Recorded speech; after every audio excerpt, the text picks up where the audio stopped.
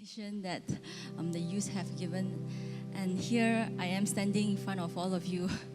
I want to say a big thank you to Pastor Anand and all of you for giving me this privilege to share a part of my journey and in this relationship with God. So 10 years ago, I was a teenager brought up in a non-believer family, more of a Taoist Buddhist mixture. But I thank God truly for planting the seeds around me through my relatives as well as my friends. And I was undergoing periods of depression in my teenagehood. And one night, during one of the darkest hours in my life, the first stanza of the song, Amazing Grace, just kept replaying in my mind. And I have this true wondering in my mind of what is so amazing about this grace that my Christian friends and relatives often talk about. And I decided to go to church the next day to find out. And throughout my growing up period, especially in the transition between non-Christian and coming to believe in Christ, and later growing up in Christianity, I have these two things that I always ponder upon when I was a teenager who was a non-Christian: the necessity of boundaries as well as the balance between boundaries and freedom.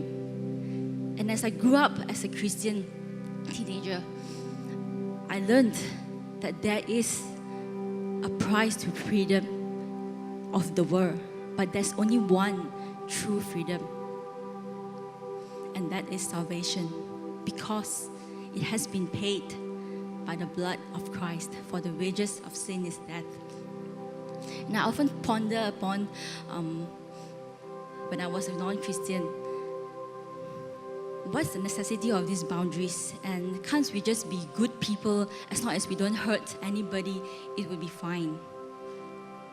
However, I learned that our body is the temple of God, and hence it is our responsibility to obey and to stick by these boundaries that we can find in the Bible that I wasn't able to relate to when I was a non-Christian. And the third part that I learned was that although as a Christian, since we have been freed, but it is said in 1 Corinthians that as a Christian, everything is permissible, but not everything is useful to us. So these words has helped me as I grew up and as I ran through the many peer pressure, temptations, my life struggles and objections from family members to become a Christian. And now, today, I'm a mother of a toddler, and I find that this experience as a young mother helps me to better relate to God as to how God sees us as His children, and how even my mortal parents sees us as His children. And this experience is invaluable. Even though my daughter is still young, sometimes when she disobeys and when I know that she's heading for trouble, I have this pain in my heart. And I thought to myself, this is just like, it's not even close actually to how God would have felt when He sees His children, us, sometimes disobeying, rebelling, knowing that we are heading into trouble. This is the pain that how God feels when He sees us. And so today I'm standing here not to share that my life is perfect or how smooth sailing my life is after becoming a Christian, but rather I've gone through struggles and ups and downs, backslided before in my journey in this relationship with God. But I found that life is a continuous journey, and so is our relationship with God. But God has a destiny, has plans for us, and we know that it is good, as what He has said in Jeremiah chapter chapter 29, verse 11, that He has plans for us, plans to prosper us and to give us hope, not to harm us. But in between now and the destiny or the plans that He has for us, there are many points in life. The down points, especially the struggles that could hinder you from reaching the point, the plan, the destiny that He has for us. And it is by faith alone, that we persevere and we will be able to see this. For God has said, it is not by sight but by faith. And here I'm here today to testify that now when I look back to my journey, to the ups and downs in my life, I do see the hand and the mercy and grace of God in my life. And just to illustrate this, I have just a short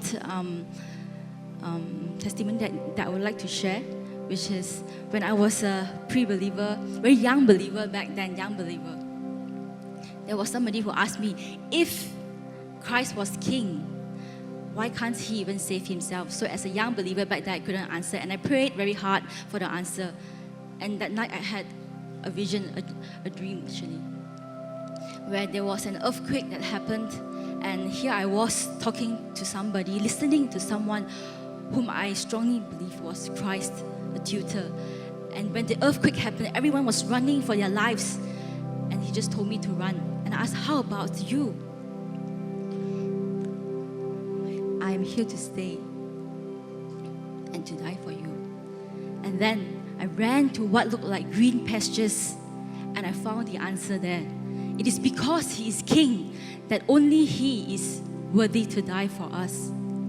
And 10 years later, I saw the same painting in FGA, and I thought to myself, wow, if I, in these 10 years, have wavered away from Him, I would never ever be able to see this painting in my life. And this assurance that God has plans for us, plans to give us hope and to prosper us, not to harm us, just came to me. And I would like to end with this two stanzas of the song Amazing Grace, a song that has administered very strongly to me as a pre and as a believer in Christ. Thank you.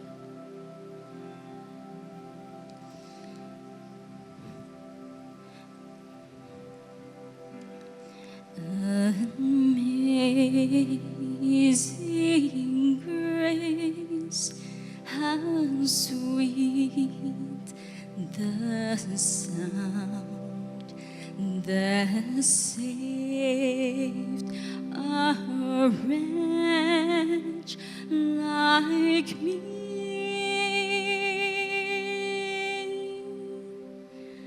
I once was lost, but now am found. Was blind, but now I see. 'Twas grace that taught my heart to fear, and grace my fears relieved. How precious did that grace appear the hour I first believed. Thank you.